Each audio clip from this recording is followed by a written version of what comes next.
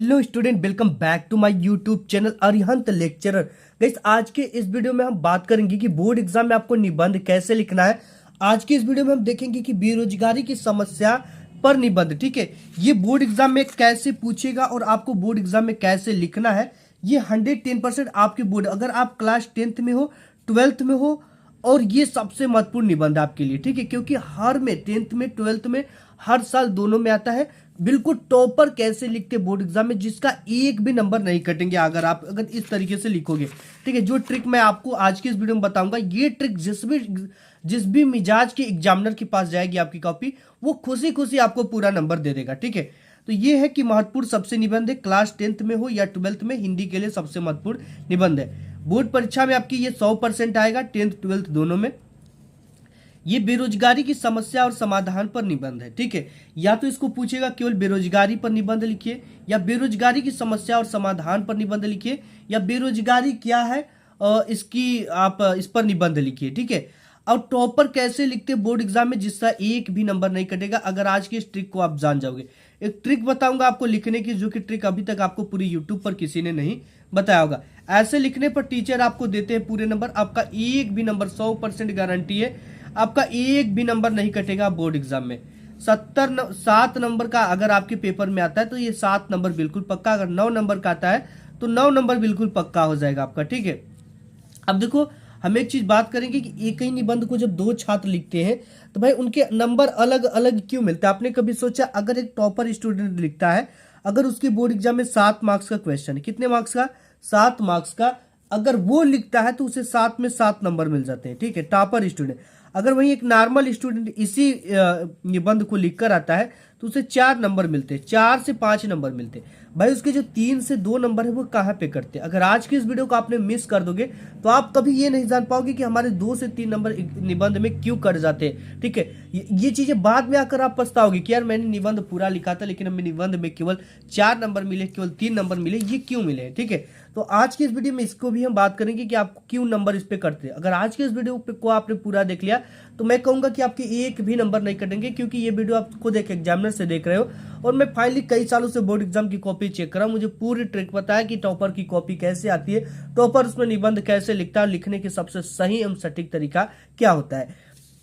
सबसे पहले जो भी आपको प्रश्नोत्तर संख्या डालना, जिस भी प्रश्नोत्तर संख्या के अंतर्गत आपका निबंध आता है, ठीक है। अब उसके बाद जो भी पेपर में टाइटल दिया, जैसे बेरोजगारी की समस्या केवल दिया है तो वही डालेंगे, बेरोजगारी दिया है तो केवल बेरोजगारी डालेंगे।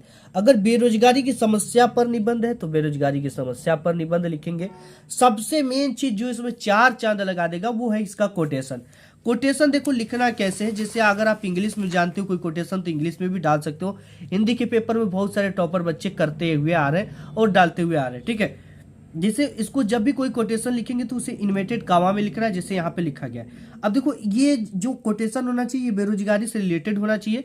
खुशियों का कल ढूंढना होगा, बेरोजगारी का हल ढूंढना होगा। यानी बेरोजगारी आज के डेट में भारत नहीं हर एक देश में समस्या बना हुआ है, तो इसका हल हमें तो ढूंढना ही पड़ेगा। अब देखो, सबसे पहले क्या है इसकी हेडिंग, सबसे पहले आपको डालना रूपरेखा, ठीक है। रूपरेखा में क्या रहेगा, प्रस्तावना रहेगा, बेरोजगारी का अर्थ रहेगा, बेरोजगारी का कारण रहेगा, बेरोजगारी को रोकने का उपाय, और लास्ट हेडिंग आपकी रहेगी उपसंहार, ठीक है। अब देखो, ये हेडिंग डालने का यहाँ ये मतलब है रूपरेखा, कि हमने इस रूपरेखा के आधार पर इस पूरे हेडिंग के अंतर्गत इस पूरे निबंध को हमने कवर किया है। एग्जामिनर को ये चीजें क्लियर हो जाएंगी। अब देखो, यहाँ पे पहली हेडिंग आपको क्या है, प्रस्तावना, तो यहाँ पे पहली हेडिंग प्रस्तावना डालनी है, ठीक है। अब यहाँ पे देखो, प्रस्तावना में क्या है कि बेरोजगारी की समस्या हमारे देश की एक प्रमुख समस्या है। तेजी से बढ़ती जनसंख्या वृद्धि के कारण दिन प्रतिदिन बेरोजगारी की समस्या बढ़ती ही जा रही है। इससे एक ओर गरीबी व भुखमरी तो दूसरी ओर युवाओं में आक्रोश तथा अनुशासनहीनता भी बढ़ावा मिलता है। देखो, सबसे मेन चीज है, अगर बेरोजगारी की समस्या देश में होगी तो कोई भी इलीगल काम बेरोजगारी से ही उत्पन्न हो जाता है। अगर कोई भी व्यक्ति अगर अच्छा खासा पढ़ा है, उसे उसके पढ़ाई के अकॉर्डिंग अगर काम ना मिले तो वो बेरोजगार कहा जाएगा, ठीक है। इसका यही अर्थ होता है कि आप शिक्षित हो और आपकी योग्यता है कि आप इंजीनियरिंग का काम करो और आप मजदूरी का काम करो तो वो बेरोजगारी है, ठीक है। आपको पद मिलना चाहिए 20,000 का, आपको पद मिला 10,000 का, तो भी वो क्या है, बेरोजगारी यानी योग्यता के अनुसार आपको पद ना मिलना, ये बेरोजगारी है।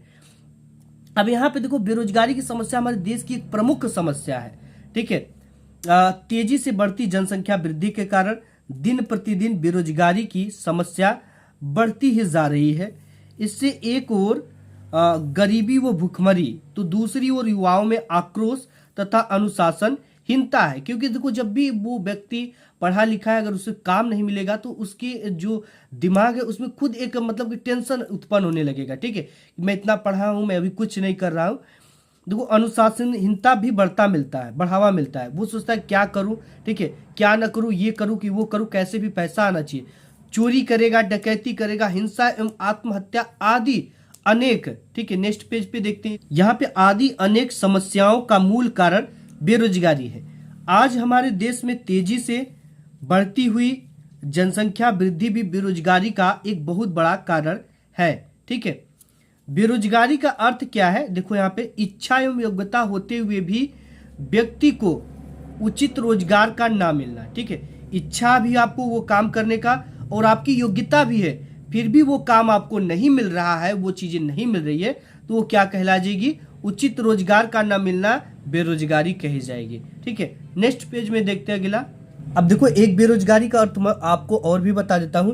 जब कोई योग्य तथा काम करने के लिए इच्छुक व्यक्ति प्रचलित मजदूरी पर काम करता हो और उसे काम न मिले, तो उसी अवस्था को बेरोजगारी कहते हैं। बालक, वृद्ध, अक्षम एवं अपंग व्यक्तियों को बेरोजगारी की श्रेणी में नहीं रखा जा सकता, क्योंकि वे काम करने के योग्य नहीं है। अगर कोई बालक है तो उसे बेरोजगारी श्रेणी में हम नहीं रख सकते, कोई वृद्ध है तो उसे बेरोजगारी श्रेणी में नहीं रख सकते, कोई अक्षम एवं अपंग है जो काम करने के योग्य नहीं है, जो विकलांग है, हाथ पैर नहीं है, तो उसे हम बेरोजगारी की श्रेणी में नहीं रख सकते, ठीक है। अब यहाँ पे बेरोजगारी का कारण क्या हो सकता है, देखो, बेरोजगारी के कुछ प्रमुख कारण इस प्रकार है। जनसंख्या में तीव्र गति से वृद्धि, शिक्षा का अभाव, वैज्ञानिक उपकरणों का अधिक मात्रा में उपयोग, अनेक प्रकार की मशीनों का निर्माण। सबसे मेन चीज है, देखो, आज की डेट में बेरोजगारी के कुछ प्रमुख कारण इस प्रकार हैं। जनसंख्या में तेजी से वृद्धि हो रही है, जिसकी वजह से इतनी बड़ी जनता का पेट भरना मुश्किल हो गया है और काम मिलना मुश्किल हो गया है। शिक्षा का अभाव, अगर कहें तो कुछ न कुछ लोगों में आज भी भारत में कुछ ऐसे लोग हैं, कुछ इतनी बड़ी जनसंख्या है जो कि शिक्षा का भी अभाव है। वैज्ञानिक उपकरणों का अधिक मात्रा में उपयोग, जहाँ पे एक नहर को खनने के लिए 500,000 आदमी लगते थे, वहाँ एक जेसीबी 10 आदमी का काम, 20 आदमी का 1000 आदमी का काम अकेले कर रही है। तो कहीं ना कहीं ये बेरोजगारी का ही कारण है।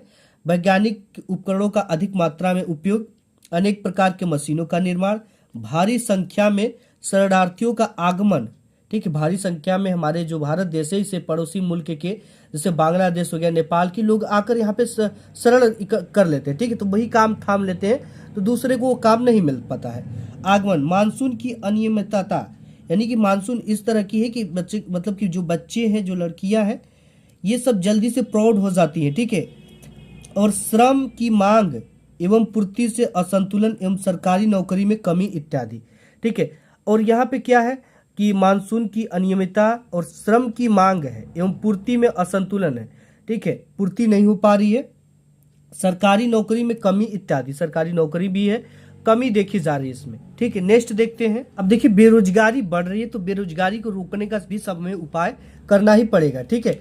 तो बेरोजगारी की रोकने का उपाय क्या हो सकता है, बेरोजगारी को दूर करने के लिए निम्न तरीकों को अपनाना चाहिए हमें।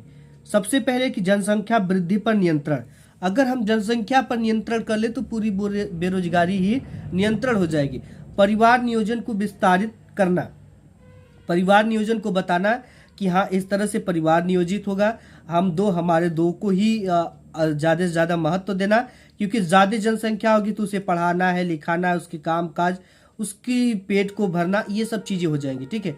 तो परिवार नियोजन को विस्तारित करना, परिवार नियोजन को कैसे रोका जा सकता है, शिक्षा को विकसित करना, कुटीर उद्योगों का विकास करना, जिससे कि गांव के लोग गांव में ही काम पा सके, उनको काम पाने के लिए देश दुनिया या शहर में ना जाना पड़े, विकास करना, देश में व्यापक स्तर पर औद्योगिकीकरण शुरू करना, जो कि लोग दूसरे देश पे जाते हैं, उन सब चीजों को अपने देश में विस्तारित करना, ठीक है। विस्तारित करना।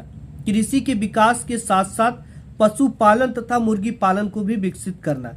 जैसे कि अगर हम कृषि के विकास कर रहे हैं तो इसके साथ ही साथ पशु का भी पालन कर ले। जैसे कि अगर हम हमारे पास 2 बीघा खेत है, हम 2 भैंस भी जिला लें तो उससे भी आपका उसके भी बच्चे होंगे, उसको भी आप बेचोगे, दूध भी बेचोगे। और इसके साथ ही साथ जो आपकी घास उस होगा जो खेत की, वो भी खाकर उसको भी वो उपले देंगी, ठीक है, गोइठे बनेंगे। मुर्गी पालन को भी विकसित करना, जिससे हम मुर्गी को भी बेच सके, अंडे को उसके भी बेच सके, विकसित करना। सड़कों का निर्माण करना, रेल परिवहन का विकास अच्छे से करना, जैसे कि अगर कहीं भी गांव में कोई सामान बनता है तो उठकर सीधे शहर जा सके। पुल का निर्माण करना, मनरेगा को सुचारू रूप से चालू रखना इत्यादि जो है, इन कारण से हम बेरोजगारी को रोक सकते हैं। उपसंहार जो है, लास्ट हेडिंग, ये क्या है? बेरोजगारी को दूर करने के लिए हमें एकजुट होकर प्रयास करना चाहिए एवं कम दरों पर काम नहीं करना चाहिए। जैसे अगर आप कोई अगर मजदूर है, चाहे मिस्त्री है, चाहे कुछ भी हो, तो लोग क्या करते हैं कि जब ज़्यादा मात्रा में लेबर हो जाते इकट्ठा तो उनका रेट गिरा देते। भाई 100 रुपया हम चलोगे काम करने के, नहीं भाई, वो मजबूर है, उनको काम नहीं मिल रहा है तो वो घर लौट कर आएंगे या तो 100 रुपया में काम करेंगे परिवार को पोषने के लिए। लेकिन उनको एकजुट होकर ये प्रयास करना चाहिए कि हम लेबरों का जो कीमत है वो 500 है, 400 है, इससे नीचे कोई भी नहीं जाएगा। और इसको ईमानदारी से सभी लेबर को ये निभाना भी चाहिए कि भाई हमारी 500 मजदूरी है, हम इससे नीचे नहीं जाते हैं, आपको ले जाना तो ले जाइए, अदरवाइज मत लीजिए। आपका काम रुकेगा तो भाई वो अगला क्या हो जाएगा, मजबूर हो जाएगा, तब उतने में ले जाएगा, ठीक है। एकजुट होकर प्रयास करना चाहिए कि एवं कम दरों पर काम नहीं करना चाहिए। हमें स्वयं को छोटा धंधा शुरू करके लोगों को रोजगार देना चाहिए तथा बहुत ही जरूरत पड़ने पर मशीनों का उपयोग करना चाहिए। ज्यादा से ज्यादा मजदूरों को रोजगार देना चाहिए। हमें यार बहुत सारे धंधा ऐसे हैं जिससे कि हम अपने गांव में लोगों को दे सकते हैं, ठीक है। दोना पत्तल का उद्योग हो गया और बहुत सारे कुटीर उद्योग है जो कि गांव में चलते हैं और उसका कच्चा माल भी गांव में मिल जाता है। जूट, कपास और आपके टमाटर होती है उसकी सास की फैक्ट्री बनाना, ठीक है। छोटा छोटा कुटीर उद्योग बनाना, दोने पत्तल बनाना, बहुत सारी चीजें जो कि गांव में चल सकती है। तो इससे हम क्या करेंगे कि अपने गांव के लोगों को रोजगार देंगे तो वो बाहर नहीं जाएंगे कमाने, वो अपने देश में रहेंगे। बाहर जो शहरों में जाते हैं वहां पर भी जो है भीड़ कम होगा, तो इससे बेरोजगारी को रोका जा सकता है। तो ये पूरी तैयार कर लेना आप। आज की इस वीडियो में बस इतना ही, मिलूंगा एक नेक्स्ट वीडियो में, तब तक के लिए।